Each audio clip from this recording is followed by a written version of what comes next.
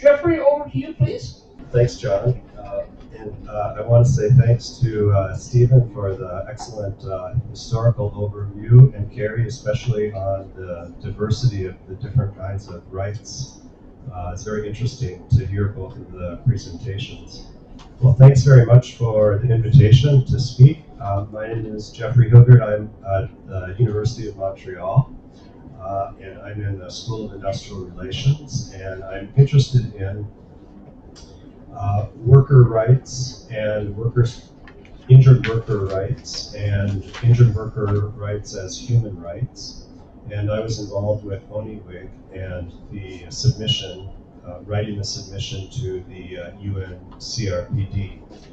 I think it's really important that we think about, reflect on, what human rights mean and what it means to live a dignified human life, especially in this time when there's so many different crises and threats by political leaders to human rights. And so I really appreciate the invitation to come and speak. The recent ONIWIG submission is what I'd like to speak to and describe a bit. And it focuses on the question of income security for work injury leading to work-acquired disability. So we made 3 arguments in the submission, and the arguments were in 3 parts as follows. That Canada is failing to protect the human rights of people with work-acquired disabilities and is in violation of Article 4, which requires Canada to ensure the full realization of all human rights for all persons with disabilities. Also, we argued that Canada is in violation of Article 8, which talks about combating stereotypes and prejudices in all areas of life. And the submission states that Canadian laws on workers' comp promote stigmatization of people with work-acquired disabilities. And there's a legal assumption that claimants must be coercively incentivized to return to work, and how the notion of malingering is integrated into the evaluation of claims in the law. And the last point that was made was that Canada has failed to ensure income security for people with work-acquired disabilities due to income deeming based on phantom jobs under Article 28 of the Convention, which states that states shall take appropriate steps to safeguard and promote the realization of the rights of persons with disabilities to an adequate standard of living for themselves and their families. So the law and practice in Ontario of income deeming in the workers' compensation system is the focus, and the current income security policy, law and practice fails people with work-acquired disabilities. So I want to just go a little bit further on those points. And I'd like to discuss 3 points related to these. The first is the claim that there is long-term income security for work injury is a part of social protection and social security as a human right. The second point is the claim that was made in the submission from ONIWIG that income deeming in Ontario violates long-standing human rights norms. And then thirdly, I'd like to touch on some issues related to why the issue overall needs more attention, and perhaps go back to the point about political action and how to shift the discourse, and why it's important to consider these issues in the workers' compensation system as human rights. So,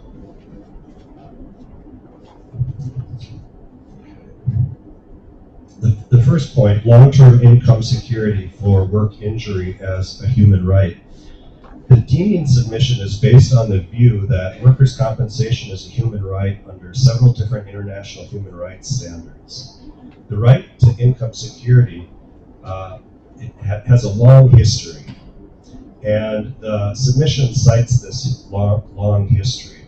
It actually goes back to work that was done by the International Labor Organization in the years running up to the adoption of the UN Declaration of Human Rights. And there was a well-known conference of the ILO in Philadelphia in 1944.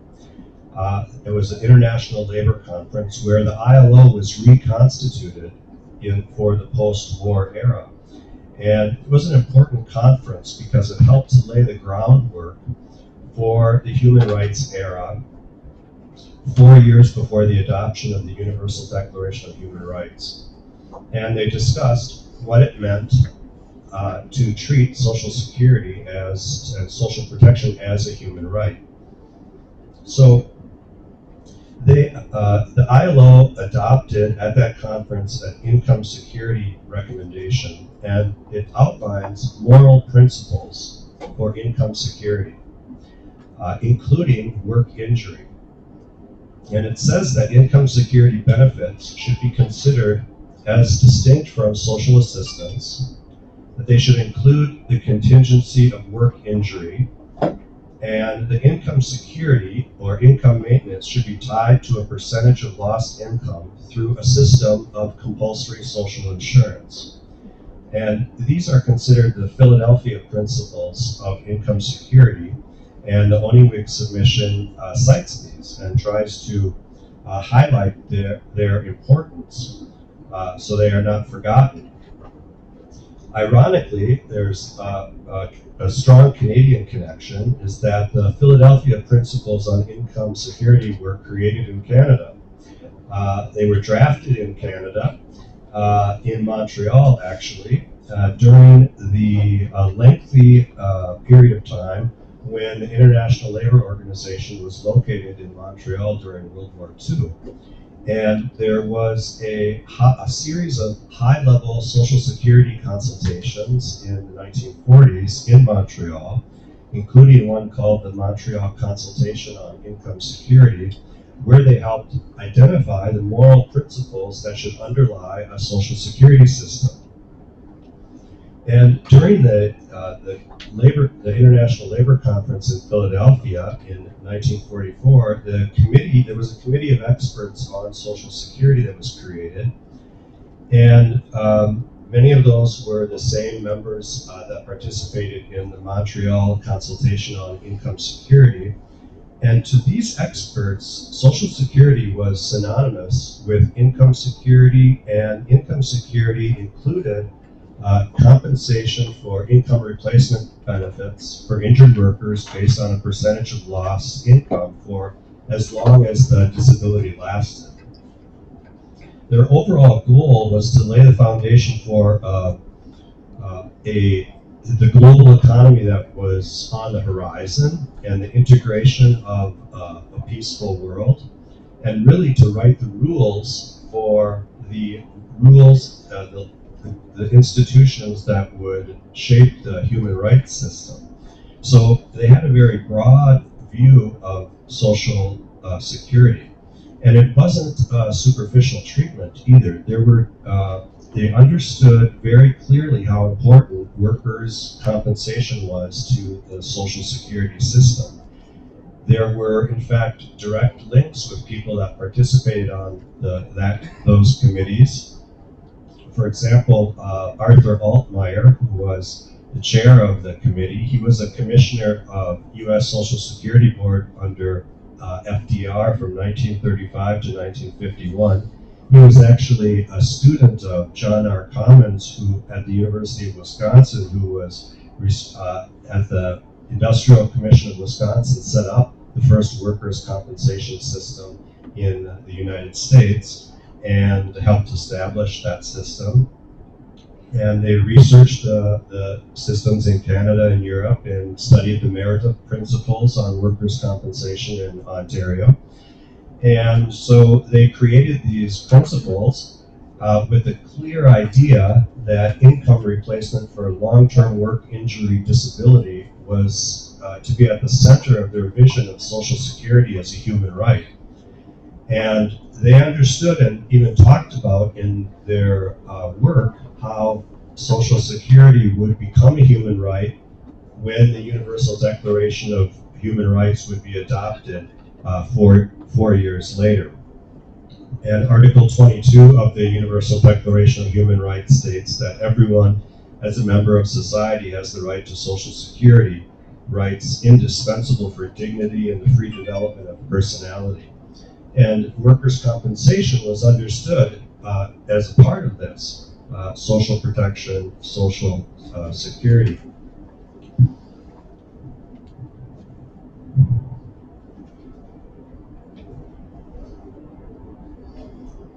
So on to the income deeming question in Ontario as a violation of the human right to income security.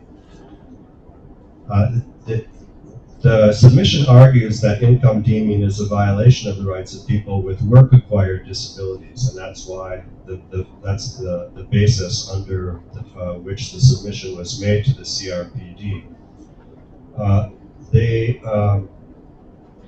It argues that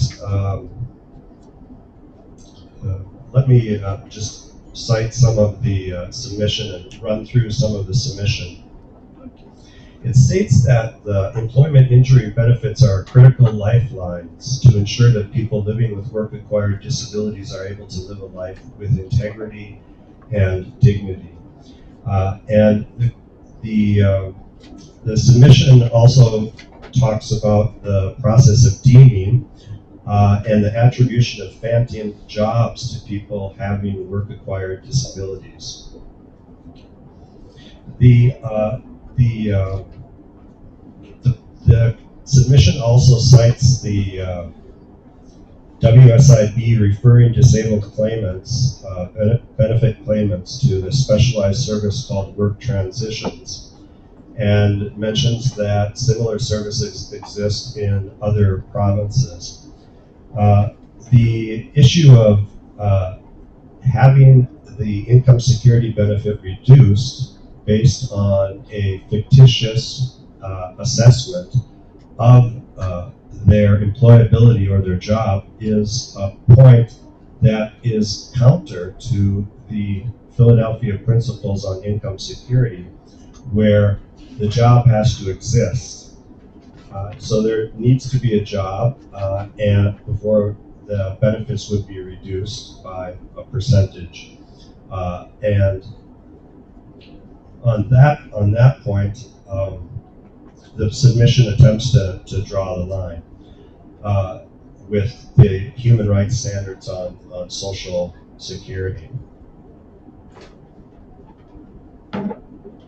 A second point that is raised in the deeming submission is the linkage with the process of income deeming of phantom jobs and stereotypes and prejudices and harmful practices related to stigma. Under the CRPD, the state parties agree to adopt immediate, effective, and appropriate measures to combat stereotypes, prejudices, and harmful practices related to persons with disabilities, and to combat these stereotypes in all areas of life. The key point raised concerning stigma is that the only way deeming submission makes the argument that laws and practices in the workers' comp system inherently promote the stigmatization of people with work-acquired disabilities. The stigma is institutionalized in employment injury law through the legal assumption that claimants must coercively be incentivized to return to work, and thus Canada is in violation of Article 8 of the CRPD through these laws. And this issue has been discussed in the legislative history, if you would like to call it that, in the development of Social Security as a human right related to workers' compensation. However, the answer to this was never a coercive answer. The answer was always that, yes, incentive should be an issue, so we will peg the benefits at a percentage of the lost income, and that would be all of the incentive that there would be needed. So all of the coercive incentivization that happens in relation to deeming, phantom jobs, and specialized services related to returning to the labor market are in that light are considered to be more coercive incentives, and the impact is in the law, and there's clear illustrations of in cases of how stigmatization has been institutionalized in the law. And the deeming submission cites a recent case from the Ontario Superior Court of Justice, which describes, it cites the judge's ruling that indicates that assessing whether someone is suffering from the disorder or simply malingering psychiatric illness is an essential aspect of making the diagnosis in question for benefit determination. So this process of stigmatization and malingering is a concept that's written in law and has a connection with the process of benefit determination. So stigmatizing people with work-acquired disabilities is an important factor for deeming, and it helps to justify, malingering helps to justify the decision, and that's part of the argument that was made.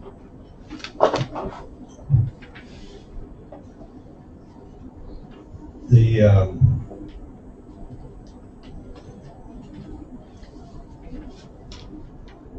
okay.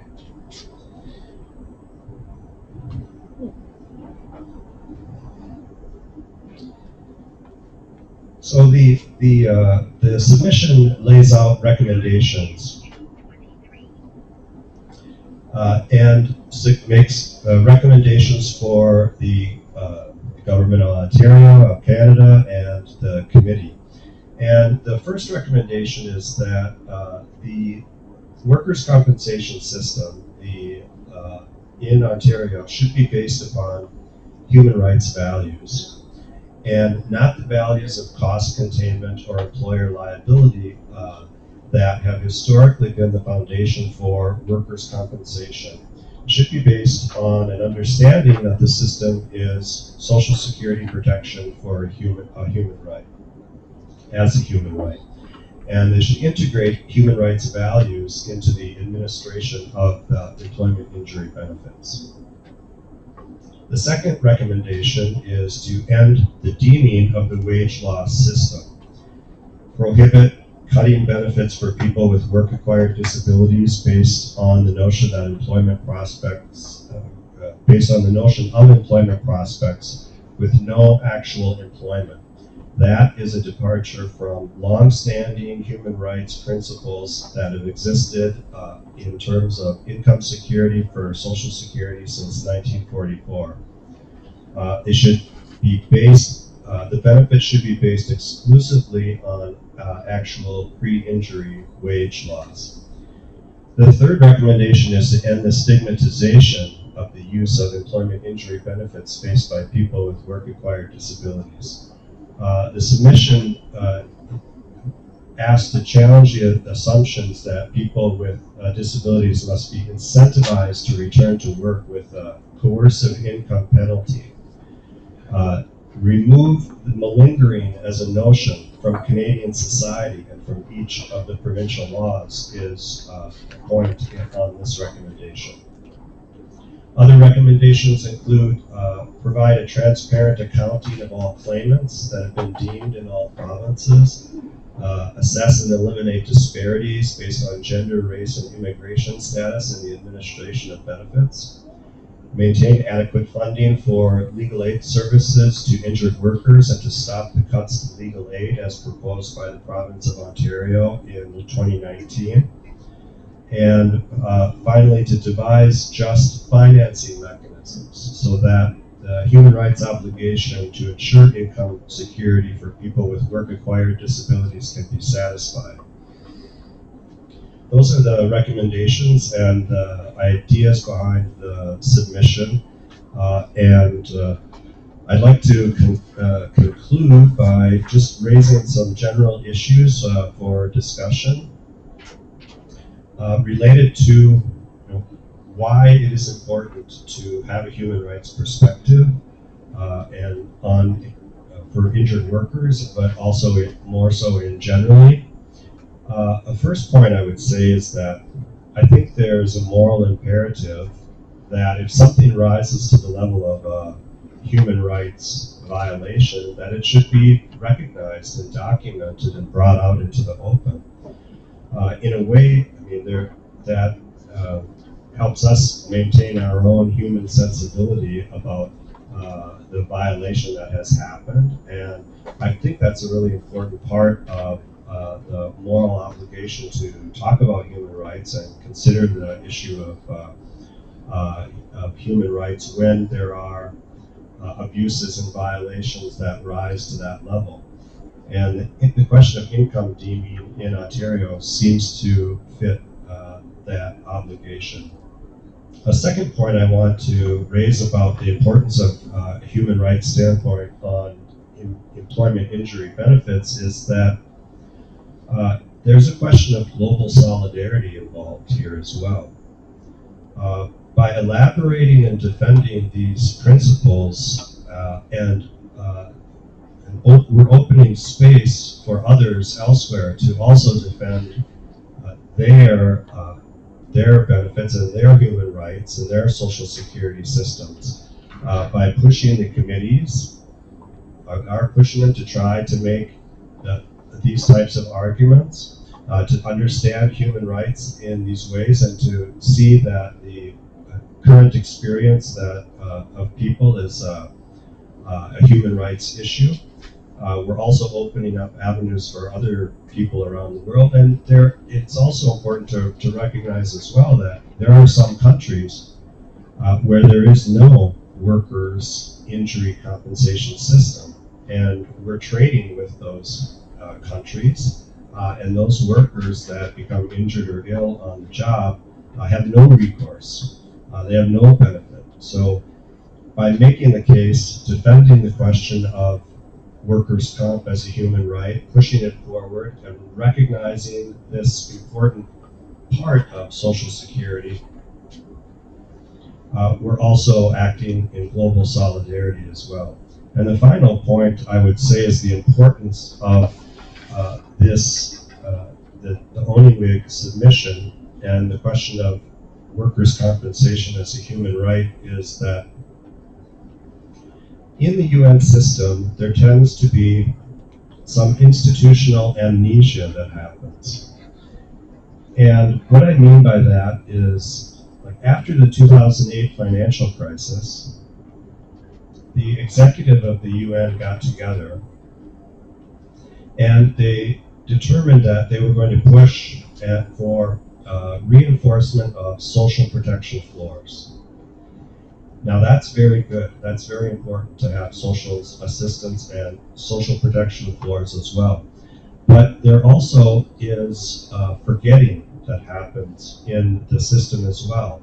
And if we look at how human rights were considered through history, uh, the question of income security and the importance of protection, adequate protection for working people when they become injured, was really at the center of the idea of Social Security when the Universal Declaration of Human Rights was drafted. And so anything that moves away from that, if there is a forgetting that happens, it's up to us to bring the history back at the same time as we're advocating for the human rights of injured workers here. We have to recognize that the argument has to be made about what human rights are. And there's a ground, there's a history there that can be called upon by injured workers to push forward in their case. So those are some of my points. Thanks very much.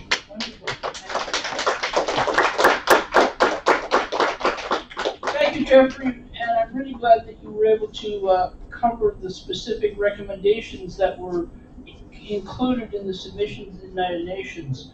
I think that was very, very interesting and very instructive. Friends, we've had three wonderful presentations. Steve gave us a framework on how international conventions have come about.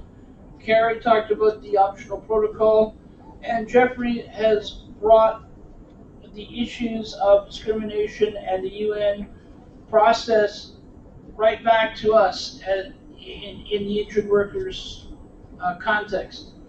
So now it's up. Now it's our turn. After these three presentations, I would imagine there are people who have some comments or some questions. I know I do, and I've got the mic. But I'd like to start taking a speakers list. And Jeffrey, maybe you can help me since you're sitting here beside me. Who wants to speak? So it's Steve Mantis. Thank you so much to all three of our presenters. You got me all stimulated and moving forward. Two quick questions, or kind of a comment. The first to Steve Esty. We actually haven't heard about the meeting next week. So somehow I guess we've fallen off that list. If we could be plugged back in, we totally want to work together on that. I don't know if Carrie, I guess, is working on that as well. The second is to Carrie's presentation. When talking about kind of the eligibility requirements for bringing forward an individual complaint, you mentioned that the complaint can't be brought more than once.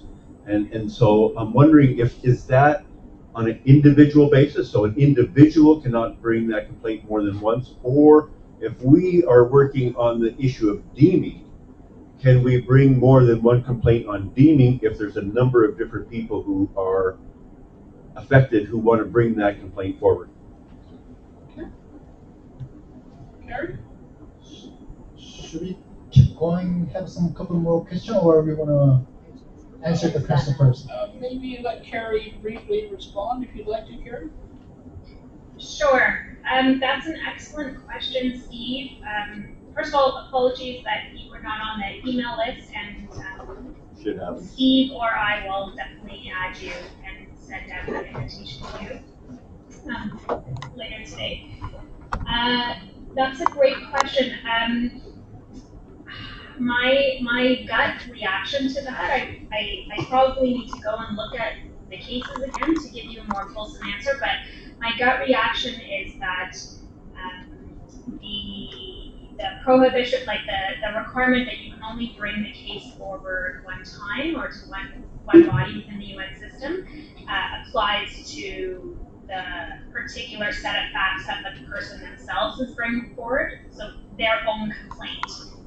So I would imagine that if there were a number of people who each had a complaint under the optional protocol related to deeming, but their own particular set of circumstances or a unique complaint around that, they could each bring that complaint forward. But another way of thinking about doing that, which it depends, I guess, what the purpose is, but in some situations maybe more strategic would be to try to think about doing it as a group of individuals bringing forward, if the crux of the issue is similar enough, to bring it forward as a group to try to, I guess, demonstrate a more systemic problem, and to try to get the committee to make recommendations that are more systemic in nature around the kind of changes to legislation or policy that you're looking for, rather than just dealing with the individual remedies or individual circumstances. I have perhaps a more fundamental question here for Carrie, and that is, given what you described, Carrie, of the difficulties of getting a communication into the UN system, and given the notion that we have to exhaust all domestic remedies, does that mean we have to go to court? Like, in other words, my real question is the optional protocol really going to ever do us much good? Are we ever going to, it doesn't sound like it's something that is often used by any states. And so, how useful is it really to us here in Canada? Well, you know, I mean, John, I think that is that's the nub of the issue, right? That's really the key question, the optional protocol. I don't think, I think it's a bit too early for us to say how useful is it to us in Canada because we haven't had any like final decisions from the committee on individual complaints under the optional protocol for Canada. So we don't know how Canada will respond to those recommendations that come out of the committee. And you know that's really the key to all of this, right? Is will Canada actually take those recommendations from the committee seriously and actually take steps to implement them? I think from what I've read, you know, it's possible to get some really, really strong human rights language and some really strong, great recommendations out of the committee. But you need to then, I think you need to then probably also have some kind of political advocacy strategy in place so that when those recommendations come down from the committee, you're kind of mobilized on the ground and you've got politicians who are ready to push that issue forward or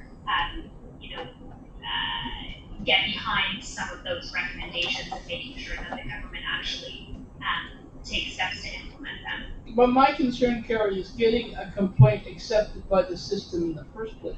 For example, for us as blind people, we're concerned about the fact that we can't vote independently in secret. So before we can send that to the UN, do we have to take it to the Supreme Court? You have to take it through whatever legal or administrative process is available to you in Canada, right? So if we're talking about voting, federal voting, you'd be in some kind of federal jurisdiction, and you'd probably be looking at, I would imagine, like a human rights complaint or, some kind of, yeah, you have to take it through some kind of process. What that legal process is will depend on the particular issue that you're dealing with, right? It could be if you're dealing with a workplace discrimination issue, it could be a court case, it could be a human rights case, it could be a labor arbitration case, it could be a whole variety of different things, really dependent on the particular Canadian jurisdiction, like what province or territory you're in and what legal mechanism is available to you. And you would have to, yes, exhaust that process, which admittedly, would likely take several years through going through getting a decision and then going through whatever appeal is available for that decision before you would be eligible to go under the optional protocol. Okay, thank you. Who's next?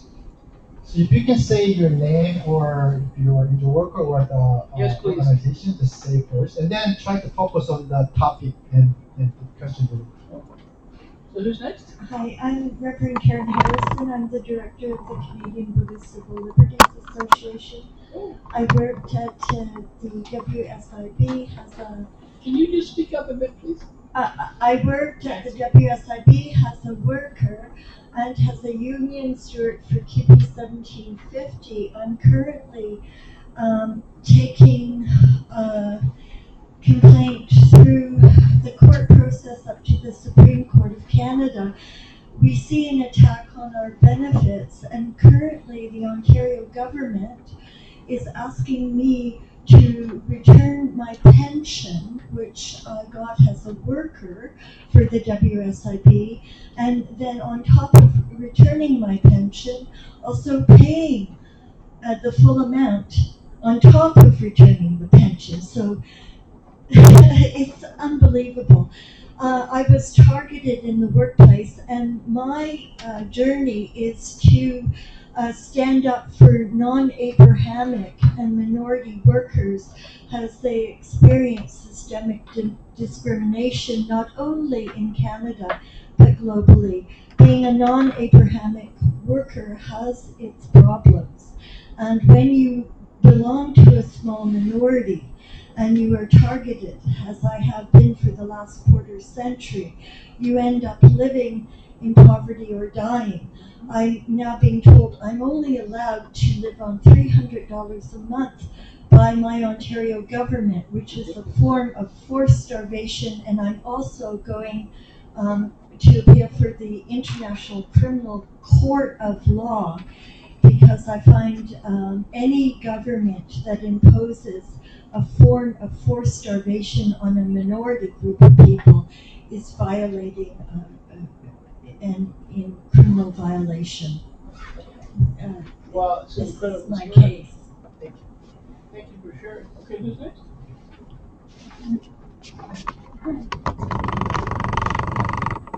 Anybody on the Hi, phone? yeah, no, I'm here, it's Ivana. Okay, hi. Just waiting, hi.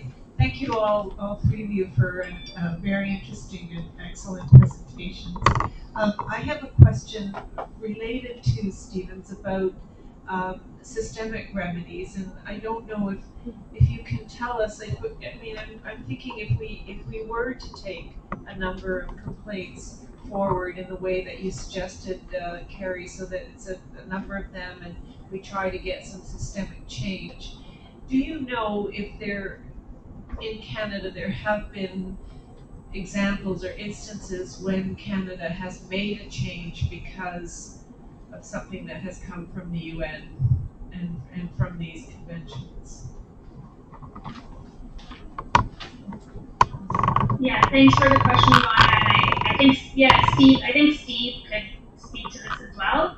Um, I'll just share that I think the concluding observations, so the recommendations that Canada made, that the CRPD committee made to Canada in 2017 after its first review of how well Canada was implementing the convention. Those were, an extensive set of recommendations. The committee in particular focused on three issues that it asked Canada to report back on more urgently. Those were the situation of women and girls with disabilities in Canada, intersectionality, and legal capacity, Article 12. And so, as a result of that, the Government of Canada put forward a small amount of funding around each of those three kind of themes.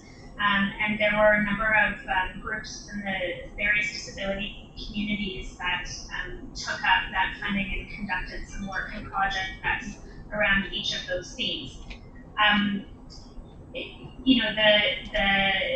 I can't point to like an actual change in law or an actual change in policy that has resulted from that, but I can definitely say that I think the fact that some federal resources were put into community work, to really further investigate and research, those three issues and put forward some recommendations to the government, I think has been helpful in at least continuing a conversation with the federal government around how to move forward. In particular, I know some of the work that's been done on Article 12, legal capacity, that the recommendations from the committee and the focus from the committee on legal capacity, I think has really helped to create some space for dialogue and conversation between disability communities and the federal government moving forward on that issue. So I'm sure John will not be satisfied with my answer because like I said, can't point to some more concrete, tangible things that I know we all really want. But I do think it has been helpful in sort of continuing a dialogue and opening up space to have that dialogue. And I'm sure Steve has additional observations to share about those. Maybe later. There is something missing here. I don't see any numbers. We gotta get a mic here. You gotta be on the mic. No, I didn't see any numbers. We don't have numbers. How many people they still the many people they don't pay. The people in poverty, the groups they don't take notes, asking the fee, but they're supposed to the government or the groups asking. This is look like the coronavirus. Nobody knows anything. We don't have numbers. We have to. If we go to the United Nations, we need numbers. How many people they are in this situation? Because I think thousands of people they they're not pay WSIB, not they're steaming, not the people. What they're doing, they're doing all kinds of crimes to the people, violation of human rights, but we don't have numbers. I think this is missing in this meeting. Is there someone on the They phone? can ask. Sorry. You guys supposed to ask for numbers to the government. Okay. I believe. Is there someone on the stream who would like to ask a question or make a comment? No? Okay. Time for a couple more than here in the room. Hi, Marion Endicott. Thank you everyone for your presentation. So I just have like clarification in terms of what's happening here in Ontario about pursuing this issue on deeming. So the comment was made by Carrie that there's, before you can go forward to a complaint, you have to have exhausted everything in your own jurisdiction. And I'm just unclear myself whether we've done that. Has deeming gone to the WSIA Act, as it's called here, Workplace Safety and Insurance Appeals Tribunal, with the human rights argument embedded in it, or not? Anyway, I'm sure somebody can answer that. That's what or does it matter? Maybe it doesn't matter.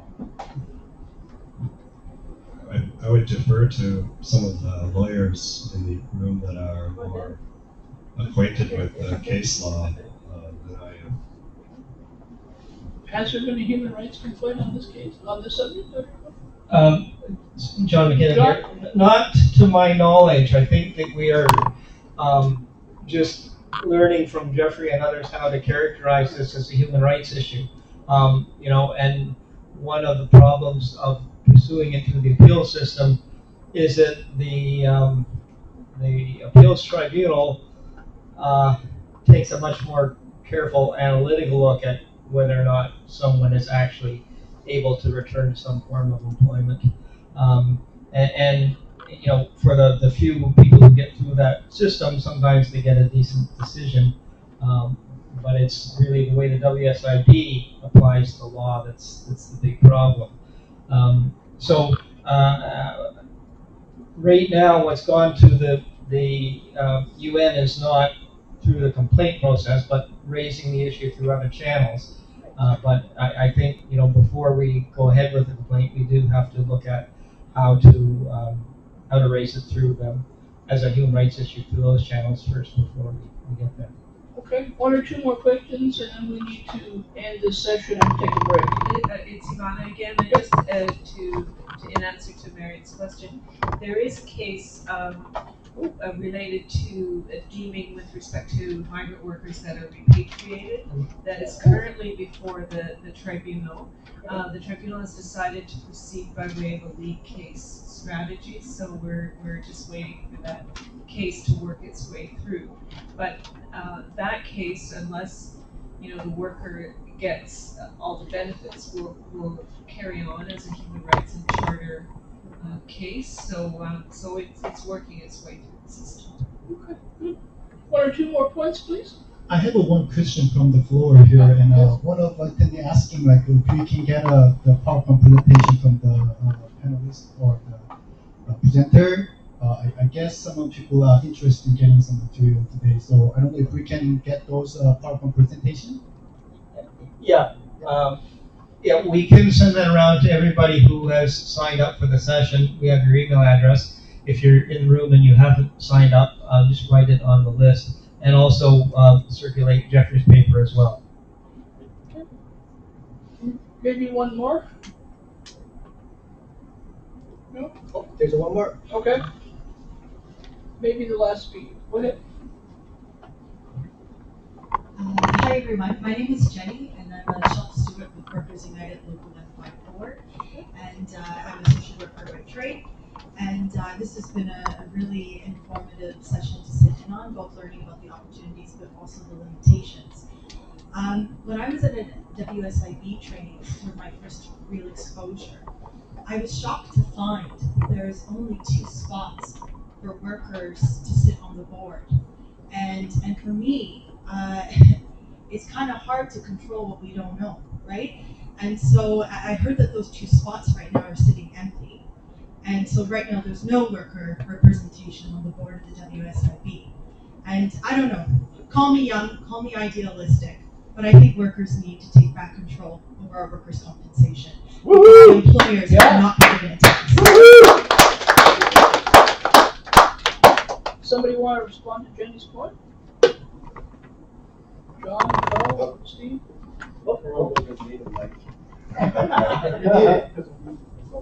And what do we do about filling those spots? And getting more. You're absolutely correct on the issue of on the workers' compensation board vacancy. I was kind of curious, and I was going to ask you who are the 2 worker members that were on there. One was the Scott Wilson from Kitchener, and the other one was, I believe, Mr. Gallagher from the Building Trades Union. But there was a third, and I don't know if she's still on there, from Uniform. Sari. Yes, Sari. The board in the past, when they actually had a vacancy, we know they hadn't filled them. When they had a vacancy, the government would ask us to submit names. The last time we did that, we submitted names, but they disregarded the names that any interlocutor put forward from our organization's perspective, and they picked their own. And we've been arguing for some time that, yes, we should have. The thing that you have to be well aware of is when you get on that committee, either you're an activist to move things forward, or you just rubber stamp what the board is doing, and that's the danger of getting involved in that. We've been well aware of that, of what's been going on. Would also be important that the so-called workers' reps are actually supported by the consumers, like Owning Week. Thanks for your question, Jenny. That's a good question. So, I think we have to call a halt to this first panel. I want to thank Steve, Carrie, and Jeffrey for their splendid presentations, and for all of you for the questions that you've asked subsequently.